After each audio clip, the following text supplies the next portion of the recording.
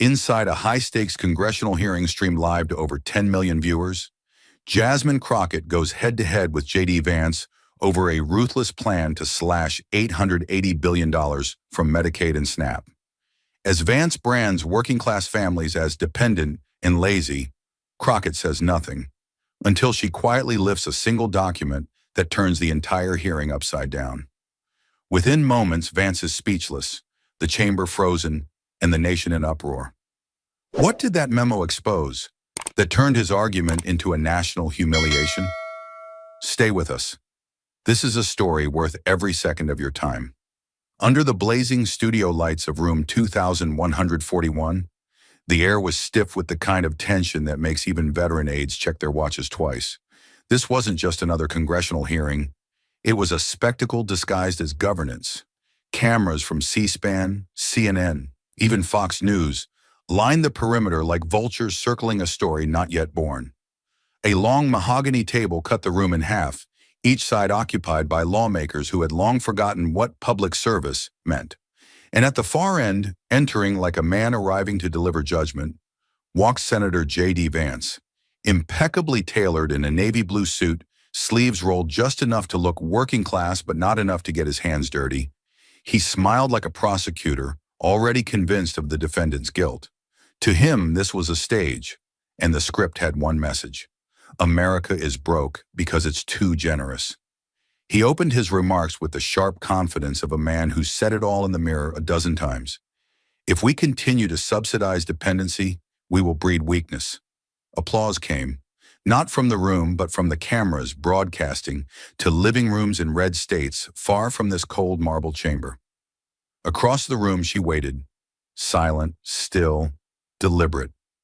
Congresswoman Jasmine Crockett didn't flinch, didn't blink, didn't even glance up when Vance spoke. Her presence was quieter but heavier, like a storm that hasn't broken yet. In front of her sat a thick leather-bound folder, edges worn, tabs peeking out in every color. A stack of documents no one had asked for, but everyone would soon regret ignoring. To the casual viewer, she was just another Democrat, here to defend the indefensible. But those who had watched her before, especially the staffers, saw the difference. This wasn't a defense. It was a setup. Crockett had come armed not with emotion, but with facts, data, and a plan so surgical it might as well have been a scalpel aimed at the jugular of hypocrisy. And as J.D. Vance leaned back, confident in the righteousness of cuts to Medicaid and SNAP, she finally raised her eyes, not to him, but to the audience behind the lens. The room didn't know it yet, but the tempo was about to change, permanently, and just as Jasmine Crockett's eyes rose to meet the lens, silent, composed, unafraid, J.D. Vance leaned forward, cleared his throat, and began to speak in the calm, deliberate tone of a man who believed he knew exactly what America needed: less help and more judgment. The moment his voice touched the microphone, the room shifted. J.D. Vance wasn't there to deliberate. He was there to deliver a verdict. "Let's stop pretending we're solving poverty," he began, his voice low, steady, polished. "What we're doing is subsidizing complacency." He didn't raise his voice. He didn't have to. Each sentence landed with the weight of a gavel, as though morality itself was on trial. And he had already sentenced the poor to be their own executioners. Programs like Medicaid and SNAP were created as temporary lifelines, he continued, pacing each word with the ease of someone speaking from a place of power, not pain. But now we've turned them into lifestyle choices. We've told an entire generation that dependence is a virtue. He paused, long enough for the cameras to zoom in, long enough for the silence to feel like approval. "We're not raising strong citizens," he said. "We're raising entitled mouths that wait for handouts from a government that's already overdrawn." The words didn't sting because they were loud. They stung because they were wrapped in calm certainty, and certainty, when detached from compassion, can be far more brutal than rage. Jasmine Crockett sat still, but her silence carried weight. She had heard men like this before. Men who called poverty a choice, who measured suffering in spreadsheets, but never once showed up to a shelter, never sat across from a single mother choosing between rent and insulin. What J.D. Vance called entitlement, she knew as survival. What he called complacency, she saw every week in the desperate eyes of veterans denied VA care or children with untreated asthma because a clinic had lost funding. And yet here he was, branding them as burdens on live television, as if the weight of his words wouldn't land squarely on their already aching backs. He wasn't done. "This nation cannot thrive if it coddles weakness," he said, punctuating the word weakness with quiet disdain. "We have to break this cycle. If that means difficult decisions, then so be it." His hand rested gently on a thick binder labeled Budget Reallocation Framework. Behind him, a chart displayed billions in savings, abstract numbers that, in reality, translated to insulin no longer covered, meals skipped, appointments missed, and funerals scheduled too soon. But Vance didn't speak of that. He didn't mention the 67-year-old janitor in Cincinnati working 3 jobs while still qualifying for Medicaid, or the grandmother in Tulsa who rationed SNAP benefits like wartime stamps. He didn't mention them because they didn't exist in his America. His America was cleaner without them. As J.D. Vance let the word weakness fall like a final judgment, he straightened his notes, narrowed his eyes, and shifted gears, not to retreat, but to go for the kill, by wrapping policy in the illusion of personal memory. "I come from Middletown, Ohio," he began, his voice lowering to that calculated register politicians use when they want to sound intimate, relatable, and absolute. "I've watched families I grew up with, people I knew, people I respected, lose themselves to a lie, not to drugs, not to violence, but to the soft, slow rot of government dependency." He paused, let the silence fill with the weight of accusation. There was a time when these were proud homes, hard-working men and women who didn't ask for anything they didn't earn. But now, he shook his head almost mournfully, now they wait for checks, for food stamps, for someone else to fix what they no longer believe they can fix themselves. He wasn't raising a question. He was building a narrative, one in which the villains weren't billion-dollar corporations who shipped jobs overseas, or government policies that gutted healthcare access, but the very people who were left behind by them. "This didn't happen overnight," he continued. "It happened after years of rewarding idleness and punishing ambition. After years of telling folks that struggle is someone else's fault and that comfort is a right, not a reward. It was a masterclass in deflection, blame as camouflage." Vance never mentioned the factories that closed in the middle of the night, leaving towns hollow. He didn't name the hospitals that shuttered, the overdose deaths that surged when Medicaid expansion stalled. He didn't speak of the working poor, the waitresses with 2 jobs and no insurance, the coal miners coughing up blood who couldn't afford an ER visit. In his version of Ohio, they didn't exist. Or if they did, they had chosen their pain. And across the room, Jasmine Crockett heard every word like a match striking dry wood. Her heart didn't race, her pulse didn't surge. But the silence around her began to feel heavy, thick with the ghosts of stories she carried in that folder no one had asked to open, because she knew what J.D. Vance had just done. He had taken a narrative of pain and erased every cause but one, the people themselves, not the system, not the sabotage, not the decades of policy that prioritized tax cuts for the rich over insulin for the poor. Number it was the families who were to blame, the mothers who worked through fevers, the grandfathers who ate once a day so their grandchildren could eat twice, the children who fell asleep in the back seat while their parents chose between gas and groceries. And he dared to call that a failure of character. She didn't interrupt. She didn't even move, but the entire room could feel it. A reckoning building behind those dark, steady eyes. J.D. Vance had just handed her the clearest, most damning contrast between 2 visions of America.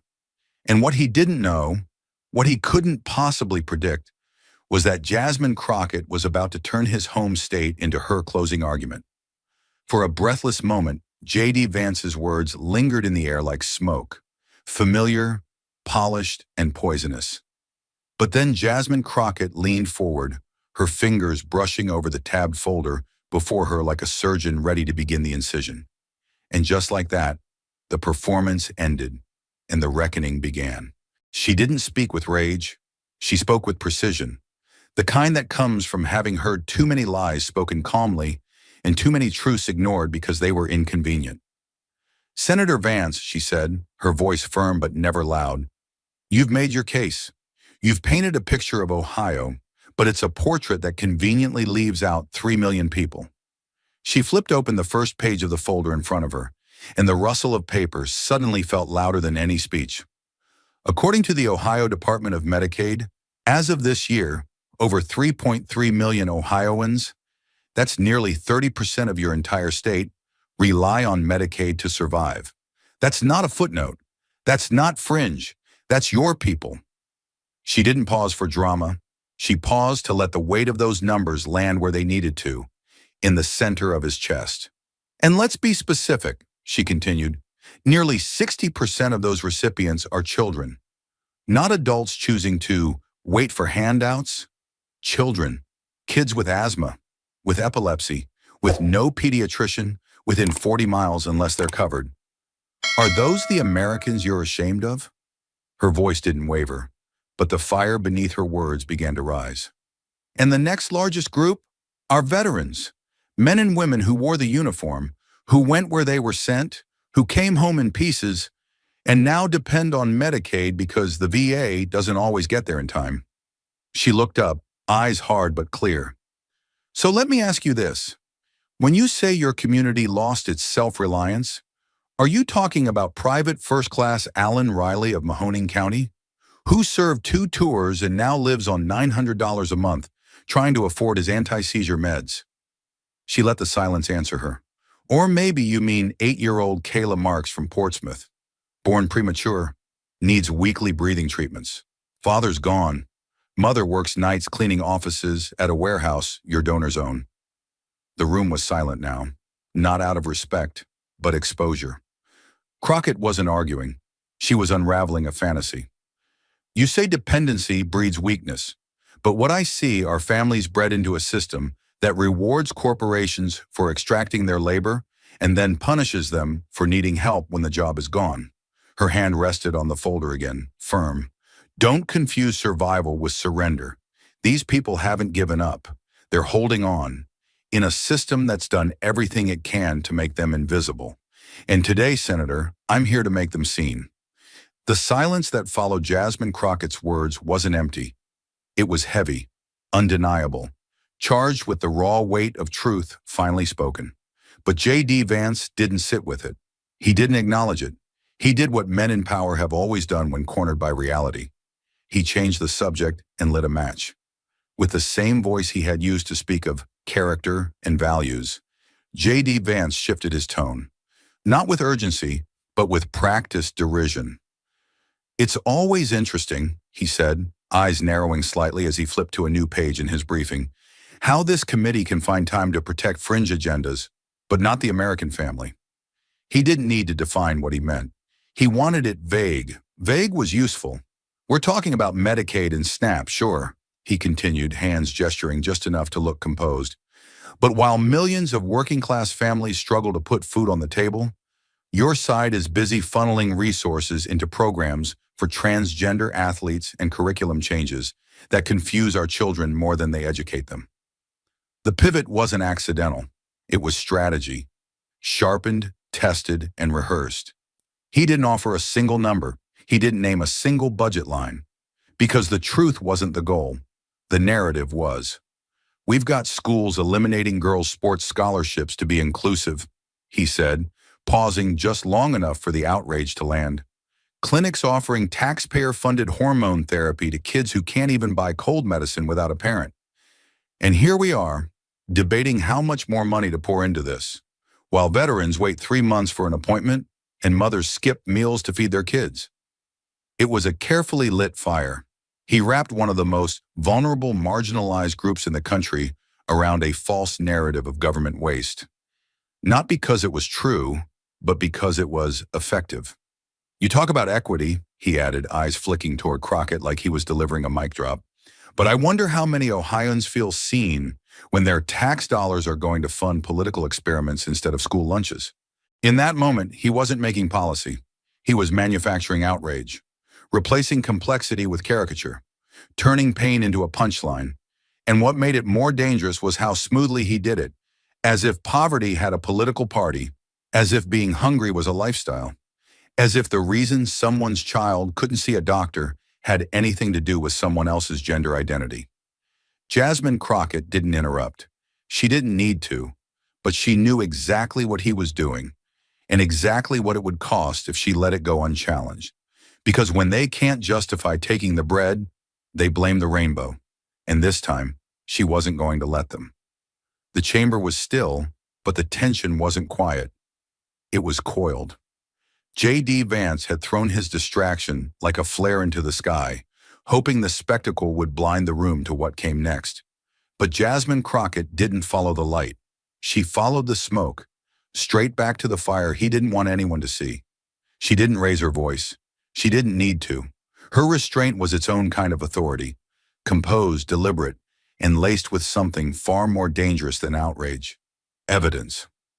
Senator Vance, she said, turning her full attention to him for the first time, you just spent the last 2 minutes attacking a community that makes up less than 1% of the federal budget, while you quietly prepare to support cuts that will devastate over 40 million lives. Her tone was calm, but it struck with precision, like a surgeon making the first incision. You don't want to talk about the real issue because the real issue is this. You're about to vote to slash $880 billion from Medicaid. That's not a debate over policy. That's an act of abandonment. She opened the folder in front of her, and the sound of the paper unfolding was louder than any gavel. So let me be very clear, she continued. This isn't about woke spending. It's about you and this committee choosing to deflect from the cold reality of what your budget will do. You are willing to take health care from a child with leukemia so you can stand on a stage and complain about who's playing volleyball.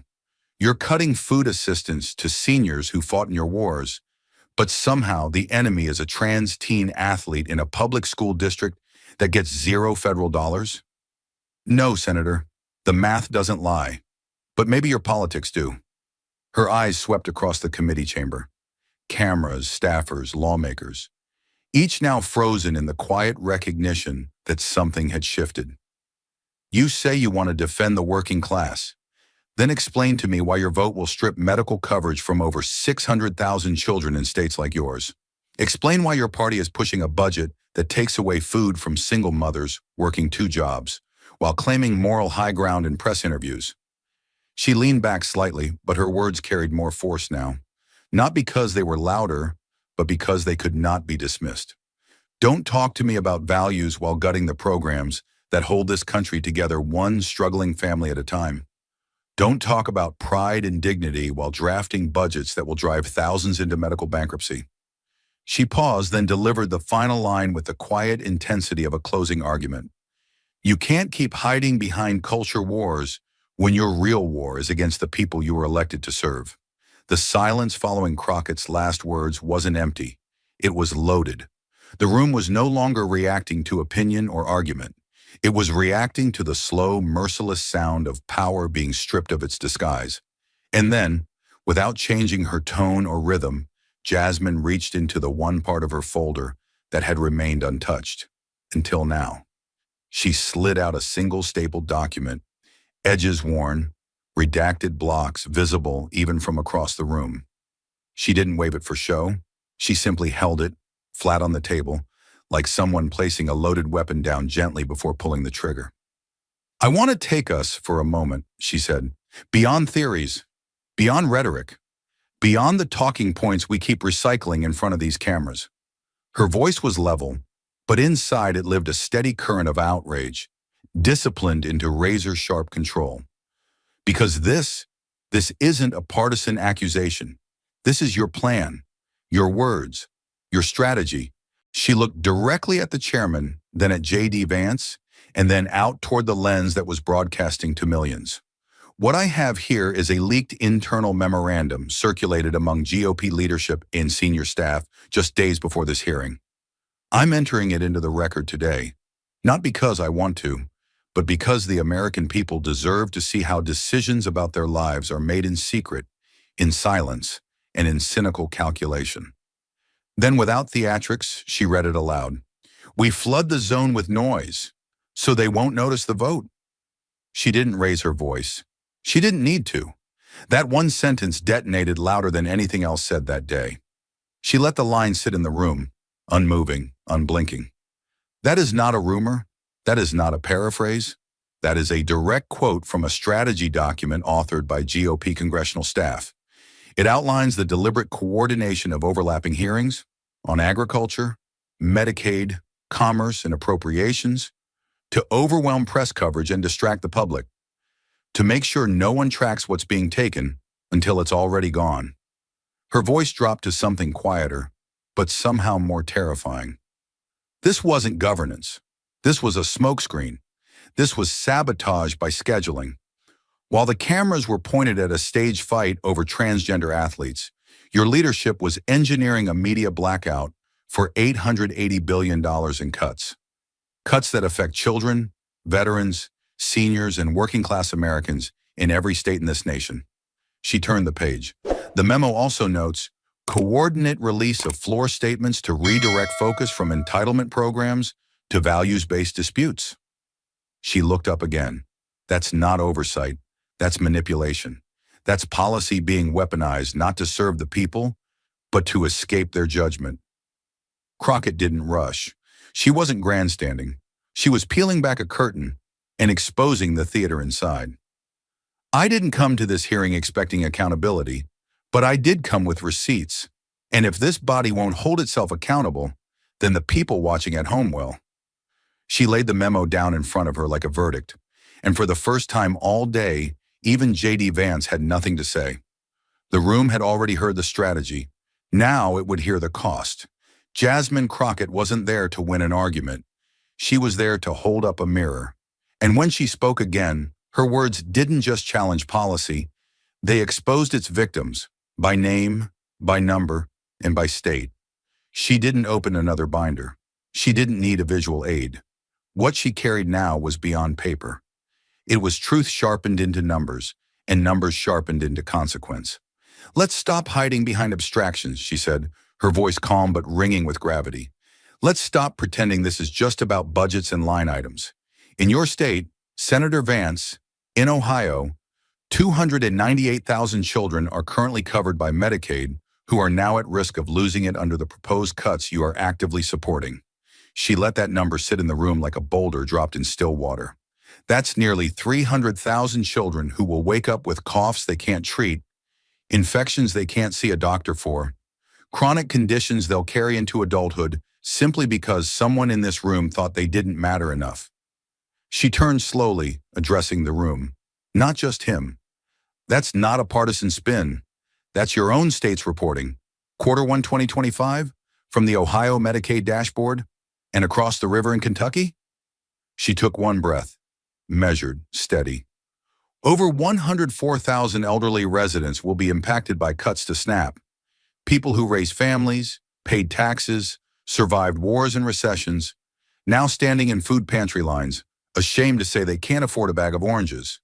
Her words didn't land like talking points. They landed like eulogies, spoken in advance but inevitable if no one stopped what was coming. And J.D. Vance felt it, not the guilt, the corner. And so he lunged for the only escape most men in power reach for when accountability gets too close: deflection. That's rich, he snapped, leaning forward now, abandoning all pretense of calm. Coming from someone whose party has wasted trillions on failed programs, bureaucracies, and virtue signaling. You want to stand there and act like you've got the moral high ground, but the truth is, you're just as much a part of the problem. His voice rose not with strength but with frustration. You're not fighting for the poor. You're using them to score points, to go viral, to make your side look clean while mine gets painted as heartless. He waved a hand toward the press section. You didn't bring numbers. You brought a narrative, and it's built on your own hypocrisy. But she didn't interrupt. She didn't even shift in her seat, because the truth doesn't flinch when it's already been spoken. His words still echoed across the chamber, barbed accusations wrapped in polished rhetoric. But while J.D. Vance clung to deflection like a shield, Jasmine Crockett leaned into something far stronger. She didn't need to raise her voice. She had something no insult could compete with: the truth, carried in the handwriting and voice of people he had chosen to forget. She didn't speak right away. Instead, she reached forward, calm and deliberate, her fingertips brushing the edge of a stack of letters as if handling something sacred. The silence stretched, but not awkwardly, intentionally, like the inhale before a reckoning. Then, in a voice that was soft but undeniably firm, she said, "You call this performance, Senator, but what I brought with me today is not theater. It's testimony.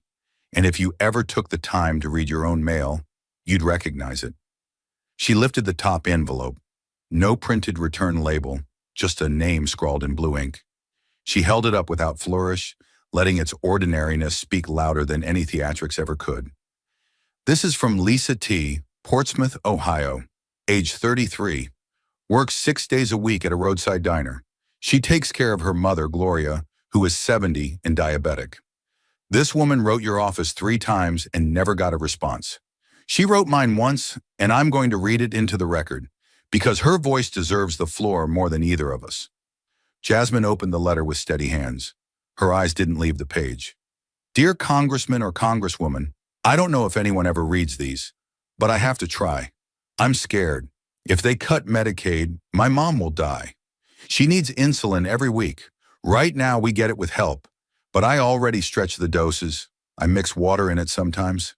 I know that's wrong. I know it's dangerous. But we can't afford more, and she won't go to the ER because of the bill.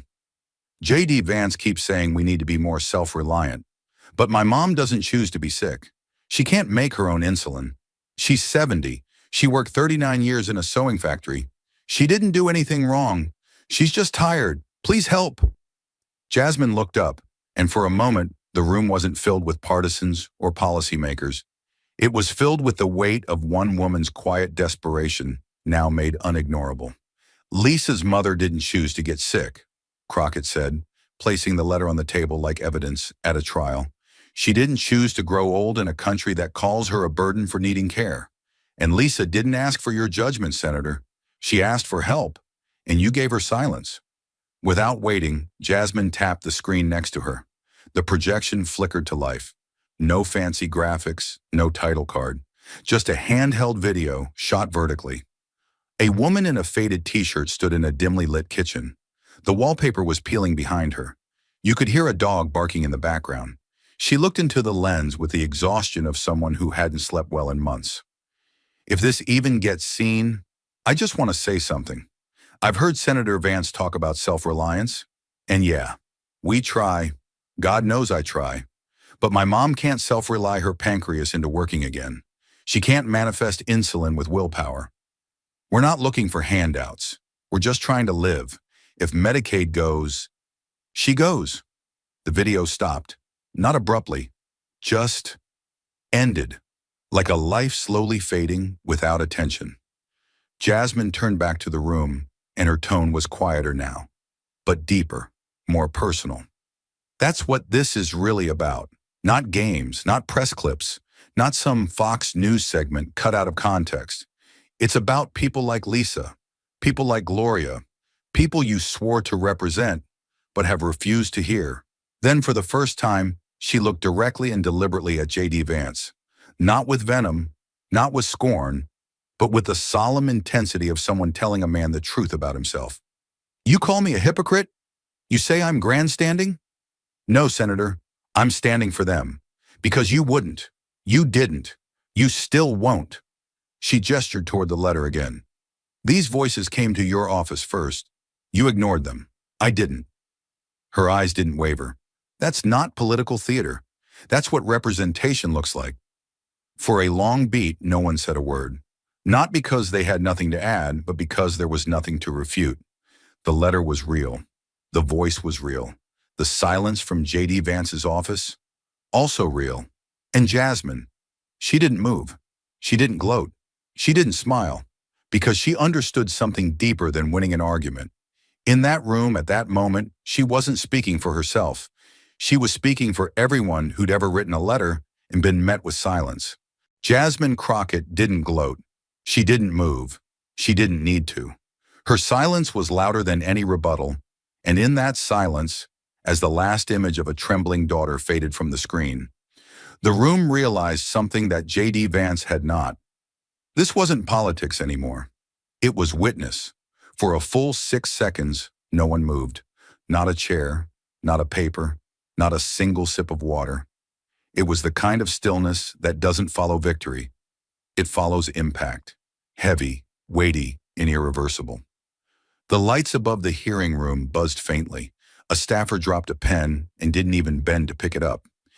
Everyone in the chamber, Democrats, Republicans, journalists, aides, sat suspended in a silence not of decorum, but of stunned recalibration. Even the stenographer paused for a beat, unsure if the moment had truly ended. Then, barely above a whisper, just low enough to escape the cameras but not the hot mics, came the words from one Republican 2 seats down. "She just killed you, man." It wasn't cruel. It wasn't mocking. It was observation, clinical and final. J.D. Vance didn't turn. He didn't respond. But the flush of red climbing up his neck said he'd heard every syllable. The kind of comment that doesn't need to be loud, because the truth of it is already filling the room like smoke. J.D. Vance inhaled, the kind of breath that tries to reclaim ground already lost. He adjusted his mic, pushed the button, and leaned forward, his voice slow and slightly hoarse. "I'd like to return briefly to the larger fiscal picture." The words were dead on arrival. No urgency, no momentum, just scaffolding where a position used to be. "While I respect the Congresswoman's passion, we can't ignore the fact that we are $34 trillion in debt. We have obligations not just to the vulnerable today, but to the taxpayers of tomorrow." He glanced sideways looking for nods. There were none. "And while the stories we heard are heartbreaking, we must remember that no system survives without accountability, without limits." His words dragged, not because they were wrong, but because they were small. After the voice of a daughter choosing between insulin and electricity, budget theory sounded like air escaping a tire. Numbers without names, debt without faces, and even the GOP side of the dais seemed to sense it. One congressman subtly checked his phone. Another shifted uncomfortably in his chair, pretending to organize papers that didn't need organizing. The room had turned, not politically, but emotionally, and J.D. Vance had no idea how to get it back. What he didn't realize, what no one in that moment could have fully grasped, was that outside that room, something else had already begun. The video, that quiet, shaky clip of Lisa from Ohio, had hit the congressional live stream less than 90 seconds earlier. And someone, likely a staffer, maybe a journalist, had clipped it and posted it with a simple caption. J.D. Vance says, "Be self-reliant." Lisa says her mother can't make insulin. Within 5 minutes, it had over 100,000 views. Within 10, hashtags like Shaonar, Lisa deserves better, Chana, insulin is life, and Shaonar, she's not weak, began trending. Cable news producers scrambled. Phones buzzed in Capitol Hill elevators.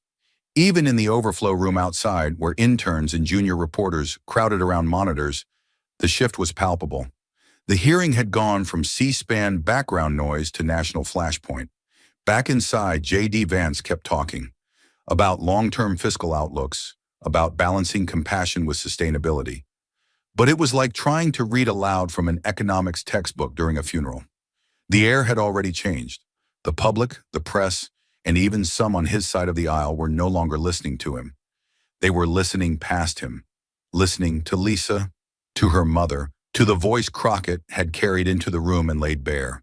And then, like a tremor running through the floorboards, came the texts, the whispered notes, the shifting postures, not among Democrats, but Republicans.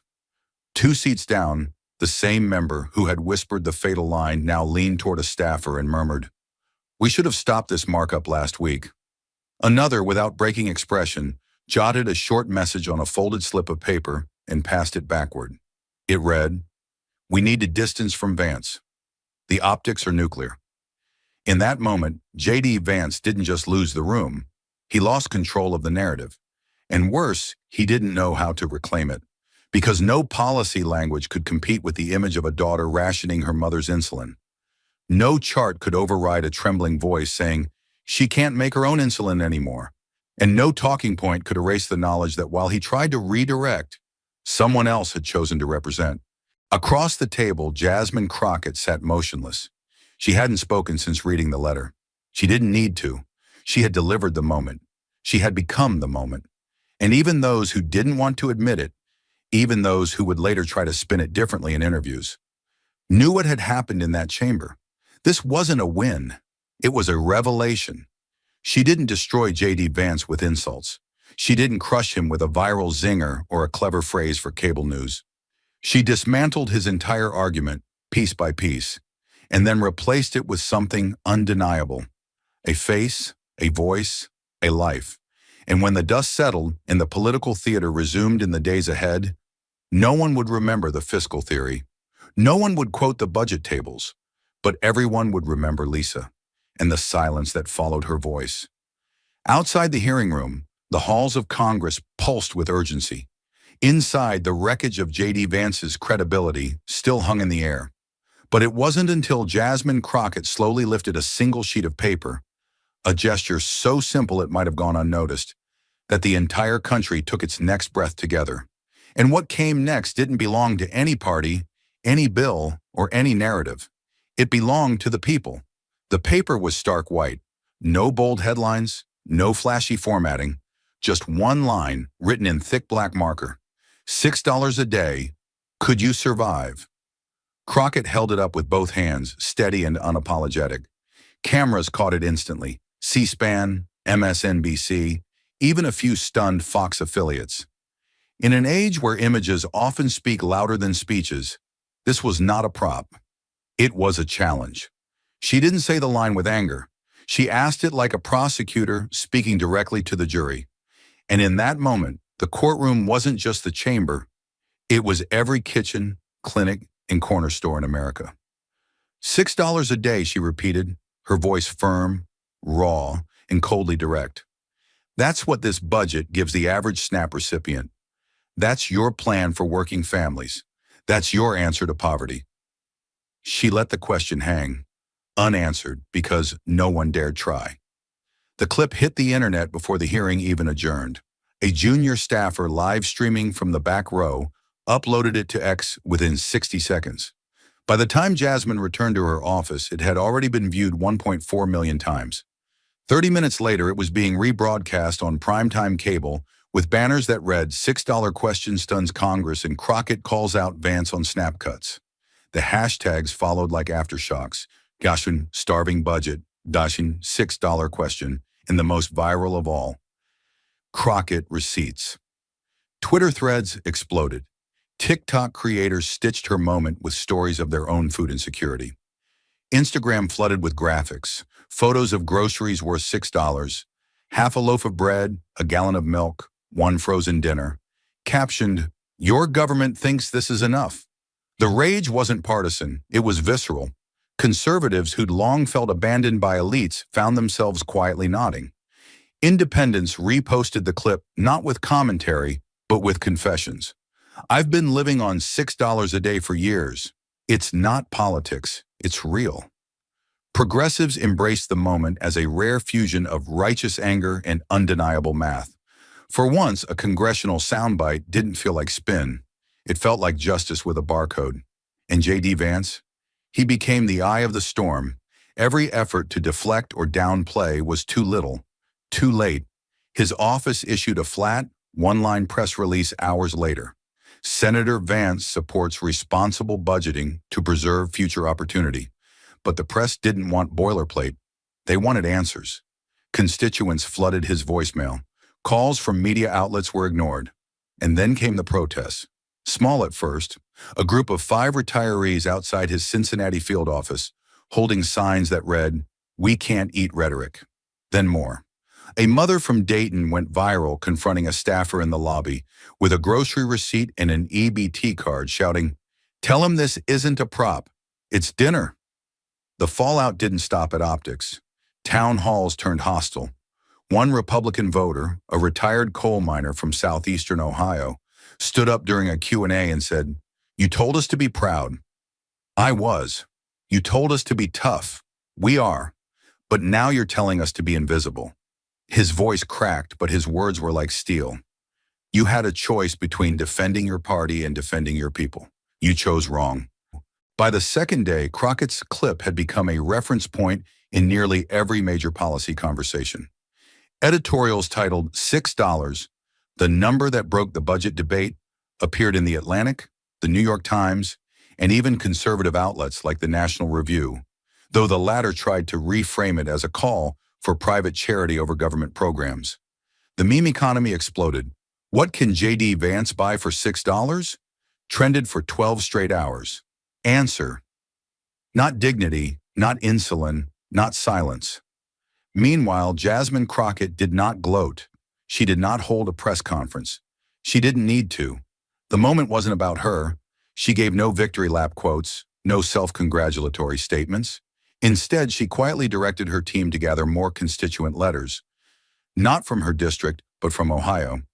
She had them printed, annotated, and scheduled for delivery to Vance's office by the end of the week.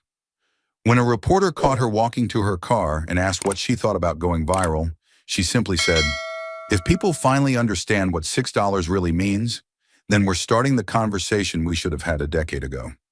In private, even senior members of the GOP acknowledged the damage. One aide, speaking anonymously to Politico, said, "It's hard to walk back from a moment that real. She made it personal, not political, and he walked right into it." Committee leadership debated whether to delay the final markup. Fox hosts scrambled to pivot the conversation back to border security and elite liberal agendas, but even they couldn't ignore the math. By day 3, Vance's office released a longer statement attempting to clarify his stance.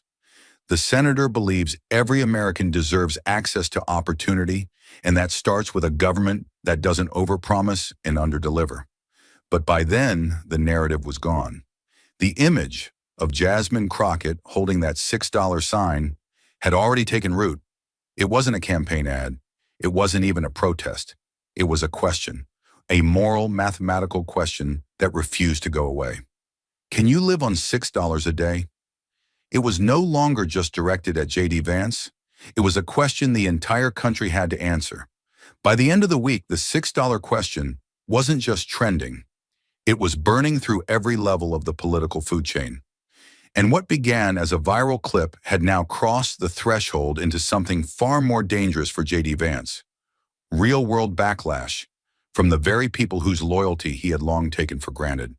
It started with a letter, not from a senator or a think tank, but from a mayor. Small town, southern Ohio, population just under 12,000. Mayor Ruth Delgado of Meigs County, a registered Republican, a mother of 3, a widow. Her letter was typed in 12-point Times New Roman, but the words felt like they were carved in stone. "Senator Vance," it began, "I supported your campaign because you said you understood Ohio, because you said you came from us. But I now question whether you remember where you came from at all." She cited the Medicaid enrollment in her county, over 41% of children, 27% of adults, and nearly 60% of residents over 65. Cutting that support, she wrote, isn't policy, it's abandonment. The next day, 4 more mayors signed on, then 12. By the end of the week, over 20 municipal leaders from Rust Belt towns, riverfront communities, farming counties, had drafted a joint statement demanding an explanation for Vance's hostile indifference toward the most vulnerable citizens of the state he claims to represent. It wasn't partisan, it was local, and it was devastating. One mayor wrote, "You talk about balance sheets. We talk about people with missing teeth who haven't seen a dentist in 6 years, and now they may never again." They sent it to his D.C. office, his field office, and the editorial pages of the Columbus Dispatch, and the paper ran it front page. Beneath a single stark headline, "The math doesn't feed us." But the moment the backlash crossed from civic to personal was when Sergeant David Whitlow stepped in front of a mic. It was an unassuming press conference. Folding chairs, a single local station, 2 reporters, held outside the VA clinic in Chillicothe. Whitlow was 62, Army, Gulf War, 2 service medals, back injury, blood pressure issues, a prosthetic knee. He leaned against a cane and wore a faded ball cap with "Ohio Veteran" stitched across the front. His voice was calm but clenched, like every word was being forced out of something deeper than anger, something close to betrayal. "I'm not a political man," he began, eyes scanning the small group before him. "I don't have a PAC. I don't have a Twitter." He held up his phone, a cracked flip model. "I don't go viral, but I served, I sacrificed, I followed orders, and I came home and tried to live the rest of my life with dignity." He paused. "And now, I'm hearing that Senator Vance wants to promote self-reliance by cutting Medicaid, and by extension, the community programs tied to our VA partnerships." He shifted his weight on the cane. "Let me tell you something, Senator. If you want me to be self-reliant, fine. But don't cut my care and then call me weak for needing it." One reporter asked if he'd ever received a response from Vance's office. Whitlow laughed, short, bitter. "I sent a letter 6 months ago asking for support for mobile VA clinics in Appalachia. I got a thank you postcard with no return name." He held it up. "Here it is. That's what veterans are worth now?" His voice cracked, but he steadied himself. "I can handle pain, but what I can't handle is being discarded. What I can't handle is a man using my struggle to justify cuts he wouldn't survive for a week." Then, without raising his voice, he delivered the line that would echo through local headlines for days. "If J.D. Vance thinks cutting my VA coverage makes me stronger, then he never had any business calling himself one of us." That clip, much like Crockett's, spread far beyond its intended audience. Stars and Stripes picked it up. So did Military Times. Retired generals started reposting it on social media. And veterans across the political spectrum, Trump voters, Biden voters, lifelong independents, began calling into local radio shows with fury. One former Marine said, "I didn't crawl through desert sand for a senator to turn around and tell me my back injury is just a line item." Another said simply, "I want my vote back." Inside Capitol Hill, the tremors were impossible to ignore. Aides began whispering about constituent call logs exploding. Even Republican colleagues began to create space, not publicly, but tactically. One senior senator, caught off mic after a lunch meeting, reportedly said, "He needs to get ahead of this, or it's going to bury him." J.D. Vance, for his part, tried. He issued a late-night press release titled, "Clarifying My Commitment to Veterans and Fiscal Sustainability." It was 6 paragraphs long and said nothing of substance. The following morning, Whitlow responded on local radio. "If he has to clarify that he cares," he said, "then maybe he didn't care in the first place." By week's end, Vance's approval rating in rural districts had dropped 12 points. But the deeper wound wasn't in the polling. It was in the tone, the shift in how people spoke about him. It wasn't disappointment, it was disownment. He said he was one of us, Mayor Delgado told NBC4 Columbus, but when it came time to protect us, he disappeared. And through it all, Jasmine Crockett remained silent. She issued no statement. She took no victory lap. She didn't need to. The story was no longer about her. It was about the Ohioans whose voices had finally broken through, and the senator who was too late to listen. By the time Friday morning dawned over Washington, it was no longer a question of whether J.D. Vance could survive the backlash. It was how much of his reputation he'd lose before the political machine turned him into collateral damage. But behind closed doors, another question had begun to surface. Was the budget worth pushing at all, if it came at the cost of exposing the party's own fracture lines? The news broke quietly at first, buried in a mid-morning memo circulated among House and Senate leadership staffers. But it didn't stay quiet for long. A scheduled markup on the budget reconciliation bill, the same one housing the proposed Medicaid and SNAP cuts, was officially postponed until further notice. No explanation, no press release, just 3 words in bold: indefinitely delayed. The move sent shockwaves through the Capitol. Journalists scrambled. Financial analysts updated forecasts. But inside the hearing chambers, among the very lawmakers who had defended the cuts just days earlier, the message was clear. They blinked. What Crockett had unleashed wasn't a scandal. It was a reckoning, and leadership wasn't about to go down with J.D. Vance chained to their ankles. The optics were toxic. The grassroots response had metastasized into something even their most seasoned media teams couldn't control. So they pulled the bill, not because they wanted to, but because they had to. The storm she stirred was too big to outrun. And J.D. Vance, he was no longer just wounded. He was exposed. Overnight, whispers turned into challenges. A well-known Republican congressman from Pennsylvania went live on cable news to say, "We need voices that don't just talk about the working class, but understand how to protect them." Everyone knew who he was talking about.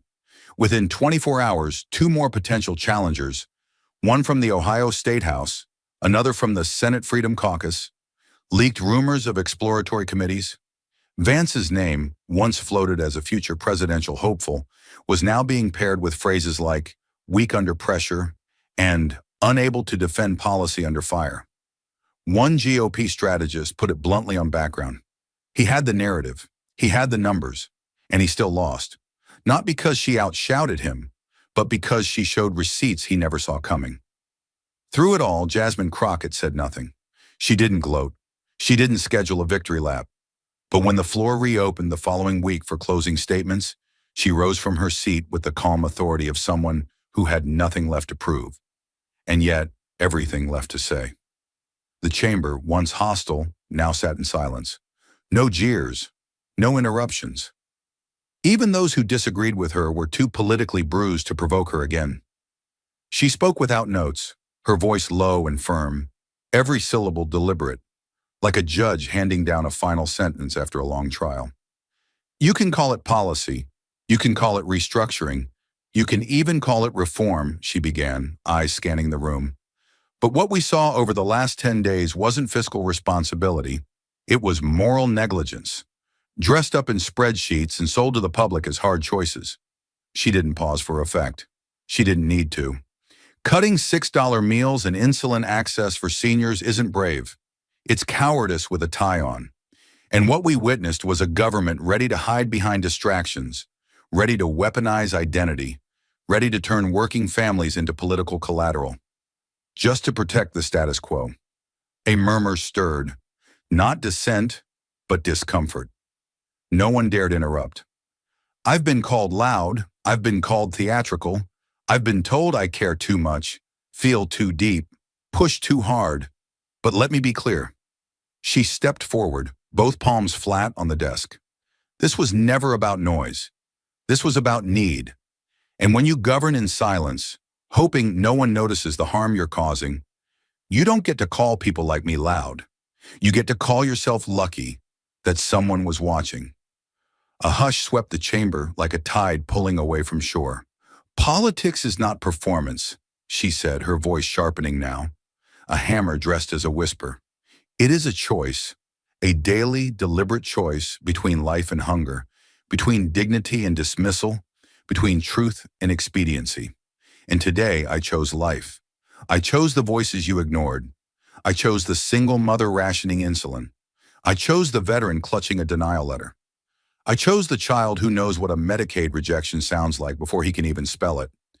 And then, just as the oxygen seemed to drain from the room, she delivered the line that would headline every news outlet by sunset. The line that made the hearing more than a moment. Politics is not a performance. It is the choice between survival and starvation. And I will always, always stand on the side of survival. She stepped back. No theatrics, no smugness. Just the quiet clarity of someone who had turned the most brutal instrument of government, a budget, into something undeniably human. The room did not erupt in applause. It did not need to. The silence was its own confession.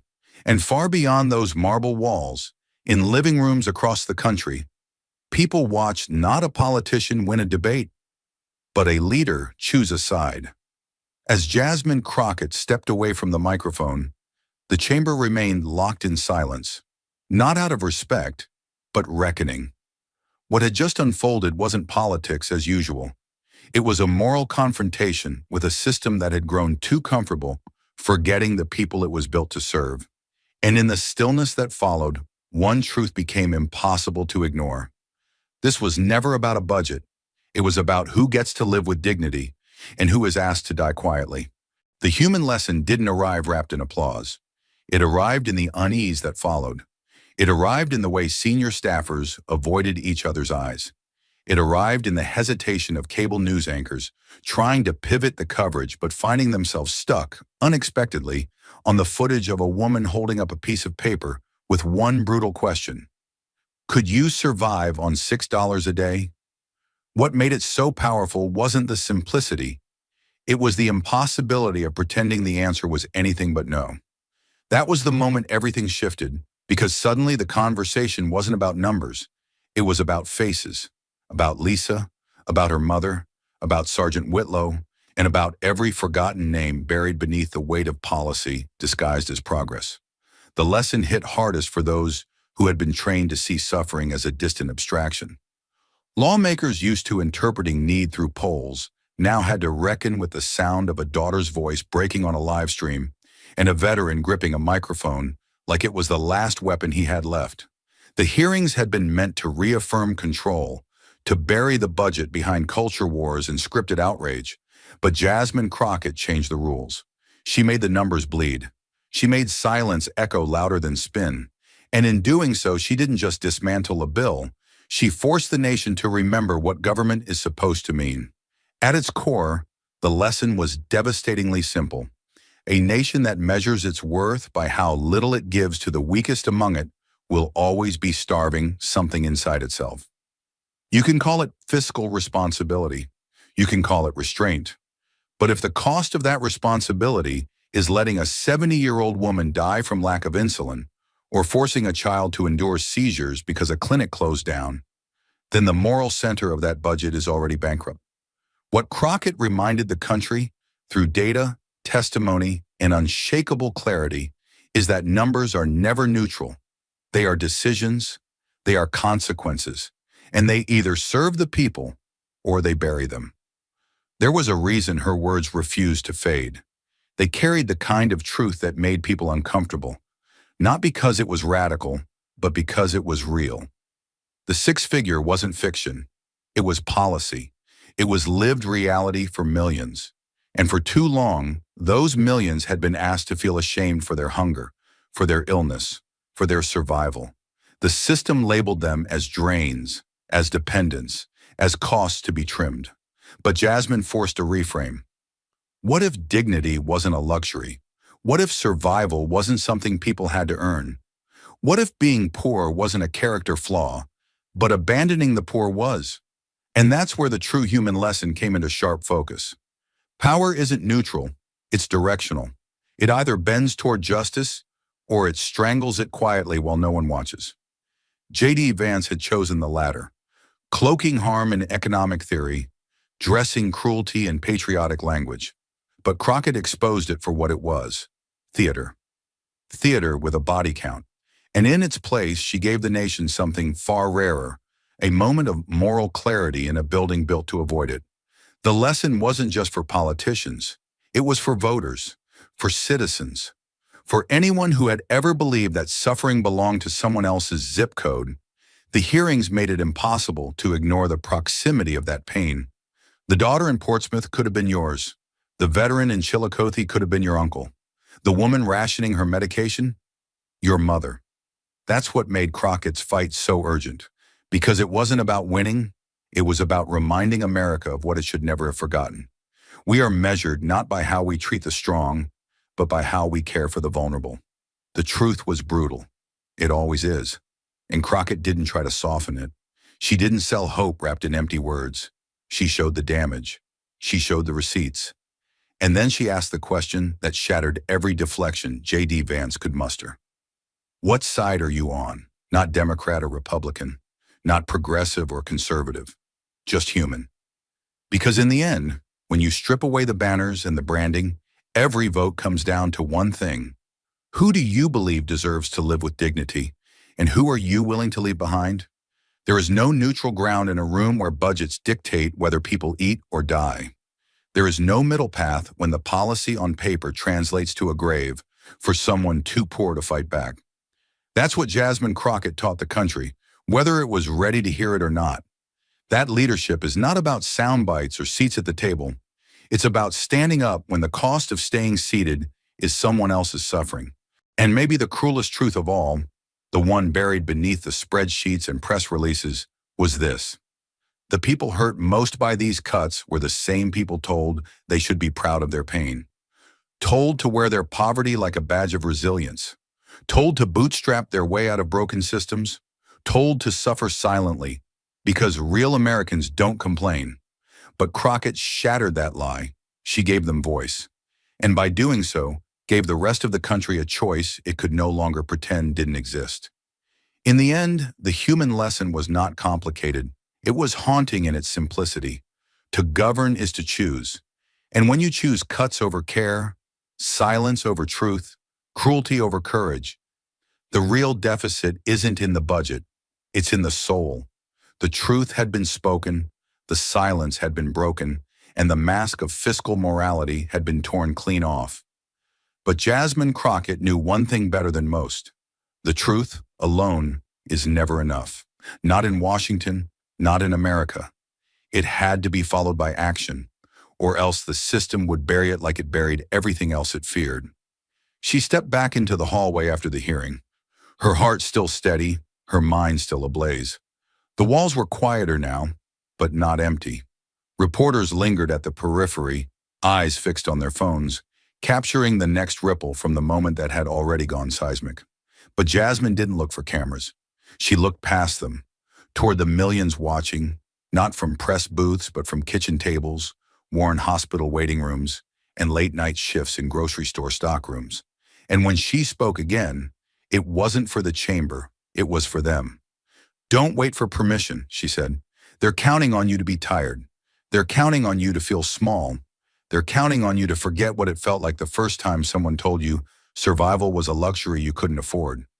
She held the microphone like a torch, not a podium accessory. But here's the thing. Your voice doesn't need a title. It doesn't need a committee seat. It doesn't need to go viral. It just needs to be used. Her tone sharpened, each word punched with urgency. Call your representatives. Show up to city halls. Ask them what $6 a day looks like on their table. Ask them whose life they're willing to trade for a talking point. She didn't blink. Because if they're not fighting for your child's medicine, your father's pension, your neighbor's groceries, then they're not fighting for you, and you deserve better. The call to action wasn't theatrical, it was personal, it was raw, and it was righteous. Because Crockett knew the truth. Injustice doesn't just sustain itself through violence, it sustains itself through distraction, exhaustion, and silence. And silence is what she was here to break. Thank you for watching until this moment, and for standing with us on this journey for justice. Your support means everything. Like, subscribe, and turn on notifications so you never miss what's next. And we'd love to hear your thoughts. Leave a comment below, and let us know what moved you most in this story. Together, our voices make a difference.